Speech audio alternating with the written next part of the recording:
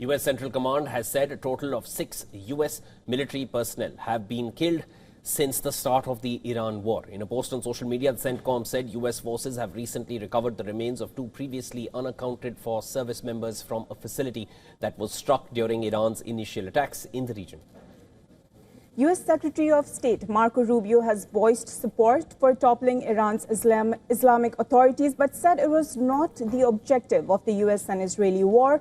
Rubio also said the U.S. would not deliberately target a school after Iran said 168 people died in an alleged U.S.-Israeli strike. Now, a general in Iran's Revolutionary Guards has threatened to burn any ship seeking to navigate the Strait of Hormuz. In a post on the Guards' Telegram channel, General Sardar Jabari said that they will also attack oil pipelines and not allow a single drop of oil to leave the region. He said oil price will reach $200 a barrel in the coming days.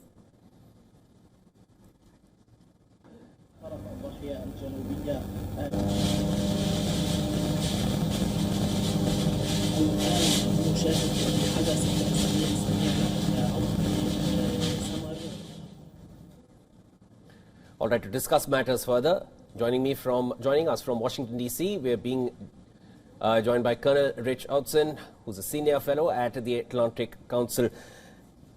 Always a pleasure speaking with you, sir. Thank you so much for making time for us here on World DNA. It's unprecedented. Let me just quickly come to the point. A U.S. embassy now attacked in Riyadh. U.S. consulate attacked in Karachi. There are evacuation orders given across 14 countries by the State Department. U.S. flagged vessel attacked in near the Strait of Hormuz. 3 jets down, 6 troops down. The numbers are mounting. Was U.S. prepared for this? Well, it's good to be with you. And I think emotionally, no one's ever prepared for the loss of lives and for the attack on civilian diplomatic facilities. But that said, I think this was accounted for in the campaign plan. In fact, Iran, who is our adversary in this conflict, has attacked U.S. civilians again and again and again. They started, their birth certificate was with the seizure of the U.S. embassy in Tehran in 1979 and the holding of U.S. hostages. So we sort of know their modus operandi. I think the question is less, are we prepared for the blowback because we've got the resources to deal with it? Then, how long can Iran sustain the campaign of terror in response to this military campaign that we've seen them execute so far? Yes, I'd also like to know that since the U.S. Central Command says Operation Epic Fury is the largest concentration of U.S. military firepower in a generation, so are we looking at an indication of the U.S. preparing for a prolonged war? Well, that's a good question. And frankly, it's very controversial in the United States because there's still antibodies and a visceral negative reaction against the idea of long-term military commitments, wars for regime change, and things that will keep U.S. boots on the ground for a long period of time. I think this is a little different, though. I think what we're looking at here is a preparation for a long campaign of standoff strikes, right? Not the sort that put U.S. troops at risk, and not the sort that are trying to engineer what happens next in terms of a political outcome in Iran. I think what we're saying is, or what the U.S. government is saying, is that we're prepared for this not to yield immediate results, but that the Iranian regime has been shown to be sort of weak and incapable of defending its own airspace, and it may take some time for that to play out. We'll see where it all goes. It may take 2 weeks, it may take 4 weeks, it may take 6 weeks, but it's not going to be an immediate response, shock and awe aside. So, yeah, I think it's fair to say, as Clausewitz and all the great military theorists says, that there is no predicting what's going to happen in war. Once you've pushed that button, you have to be prepared to wait and see and have some patience about what follows. Colonel Outzen, why is the push button started? Let me just quickly go back to the last round of negotiations which took place, and there were positive reactions that, okay, this is heading somewhere, and there was a 4th round which was scheduled, and before that these preemptive strikes took place. Very quickly, let me just add what the Pentagon mentioned to the Congressional Committee that we had no signs of an imminent threat from Iran. What were those preemptive strikes based on when negotiations were on and there was no imminent threat? Well, the Iranians are the progenitors of the game of chess, right? They're excellent at the art of delay. I think the game for Iran was to negotiate and to indicate some willingness to compromise at the same time that they were progressing with their nuclear program, with their ballistic missile offensive capabilities, and with the very evident operation of proxy militias used against U.S. allies and Sunni neighbors in the region. So, of course, they'll negotiate. And the question is not of whether there was an immediate threat. The question is whether there was a long-term threat. And successive American administrations, starting with probably the Bush 41, but continuing through Clinton, Bush 43, into the Obama years, has given the benefit of the doubt to the Iranians that if we show sufficient patience and we negotiate in good faith and taking their promises at face value, that we'll be able to get to a position where this regime that says death to America will say, okay, we really don't need the nuclear weapons. Well, this is the first American government in those 30 years that said, you know what, we're not going to take your promises at face value. Yes, there's not a today threat, as in you're not going to launch a nuclear weapon at us today, but you are marching on that azimuth. You are saying we're going to develop nuclear weapons. You have the ballistic missiles. And let me just remind you that Iranians have killed Americans in Lebanon, in Iraq, in multiple other places. This is the first American administration that said, no, we're not going to wait for you to be able to do that with nuclear weapons. So I fully support what's happened, and the immediacy of the threat, I would answer by saying, actually, it's been a threat since 1979.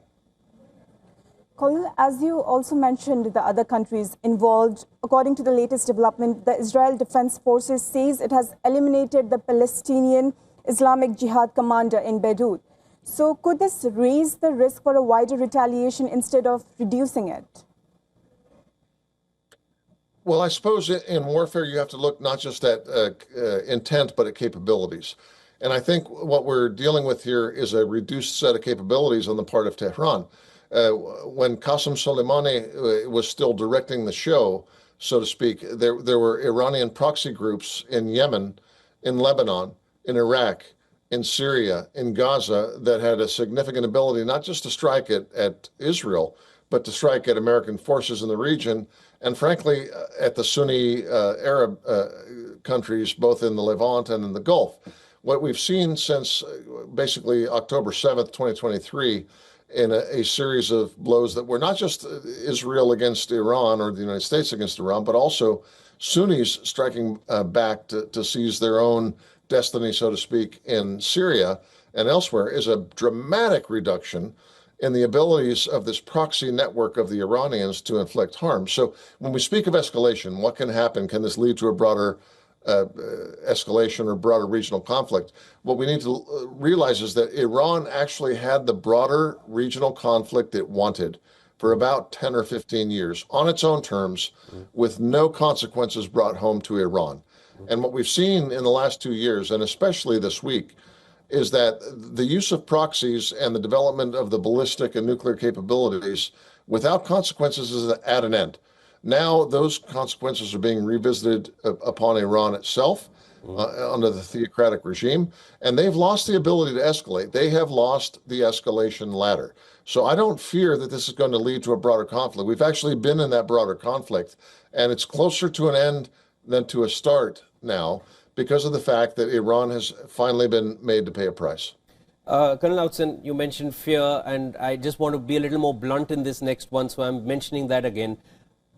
What happened in Cyprus after, on the British base, the Iranian strikes on the British base in Cyprus, and after that, and perhaps as a consequence of that, Spain mentioning that they do not want their bases to be used for any defensive measures either. Do you sense a certain amount of lack of support coming from the Western countries, seeing what's happening in West Asia across countries, especially where there is U.S. presence? Iran isn't holding back anywhere.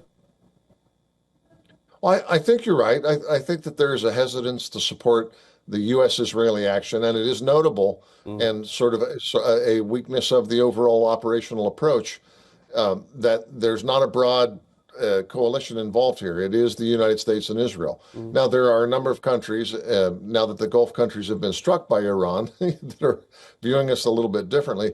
But Europe, most of Europe, is sort of reticent to participate in this. And of course, there are countries with whom Iran has relationships, Russia and others. And I believe India's had solid economic relations with Iran. Many countries look at this and say, I don't want any part of that. And there is not a coalition effort going on here.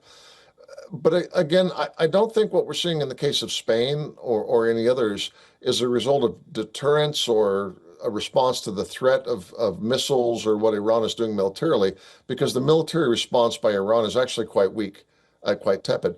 What we're seeing is sort of a skepticism about what follows. Now, it's clear that Iran has engaged in provocative behavior and aggressive regional behavior, and it's clear that the United States has had enough of that, as has Israel. So we're striking. Nobody knows what happens next, right? And I think the Europeans are right. They're closer to it, frankly, than the United States is. And the countries that are right on the borders of Iran, like Turkey, and some of the Gulf states, have rightly said, well, let's not rush into this. Because who knows what happens when a country the size of Iran, with close to 90 million in population and massive resources and geography, we don't know what comes next. So this is nothing that should have been rushed into. From an American perspective, I don't think it was rushed into. I think the provocation from the Iranians against the United States happened 45 years ago, and they've waged constant war against us. But if I was a European, if I was a Spaniard, if I was a Turk, if I was somebody else living in the region, I'd also say, go slow. Let's not rush into this. So we won't know who's right and who's wrong of it, I suppose, until we see what the fruit of the tree is. How does this all end up? My inspiration, though, is derived from the Iranians that I know and watching the Iranians both on the streets in Tehran, but also in Washington and California, and there's a significant number of Iranians in the United States who are celebrating this, who say, we deserve better than what the regime, the theocratic regime, has brought us. And so I support this. I support the fact that the Iranian people deserve better, and despite the threats in the region and the risks in the region and the cost politically, even to President Trump, who's faced some opposition from this, I think it's the right path. Colonel Hudson, thank you so much for joining us and sharing your perspective on it and giving insight right from the late 70s, from where, for the Americans, where it started. But of course, there are differing views. There is too much happening. Within minutes, there are developments coming in and more explosions being heard. One can only expect that this settles down at the earliest, given the kind of destruction taking place. There will be more to discuss. Would look forward to having you with us again. Thank you.